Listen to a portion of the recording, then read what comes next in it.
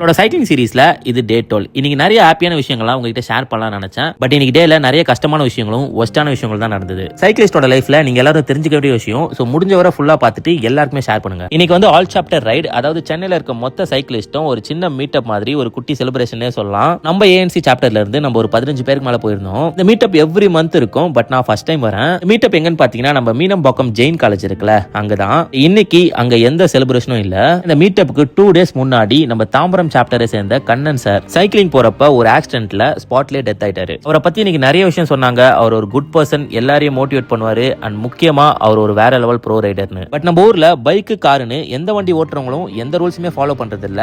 அதுல மேஜரா சஃபர் ஆவது நம்மள மாதிரி சைக்கிளிஸ்ட் தான். ஏன்னா இன்னைக்கு இன்னொரு ஒஸ்டான விஷயமா நடந்துச்சு. இந்த மீட்டப் முடிச்சுட்டு ஒரு இடத்துல காஃபி குடிச்சிட்டு கிளம்பலான்னு போறப்ப நம்ம டீம்ல ஒருத்தருக்கு சைக்கிள் பஞ்சர் ஆயிடுச்சு. அதனால மத்த எல்லாரையும் கிளம்ப சொல்லிட்டு நாங்க 4 பேர் மட்டும் இருந்து புது டியூப் சேஞ்ச் பண்ணிட்டு இருந்தோம். 10 minutes கேப்ல எங்களுக்கு முன்னாடி போன 2 ரைடர்ஸ்க்கு ஆக்சிடென்ட் ஆயிடுச்சு. இந்த ரோடு அப்படியே பாருங்க, ராங் ரூட்ல ஒன் வேல பைக்ல வந்த ஒரு பர்சன் இடிச்சிட்டு போயிட்டே இருந்திருக்காரு. இதனால ஒருத்தருக்கு நீ இன்ஜுரி, இன்னொருத்தருக்கு ஷோல்டர் இன்ஜுரி. எவ்வளவு பேர் ஒன் வேல போறாங்கன்னு பாருங்க. ஒருத்தர் கூட ஹெல்மெட் போடல. அண்ட் எவ்வளவு பேர் van, professional courier, auto, car, பைக்னு எல்லாருமே ஒன் வேல தான் போறாங்க.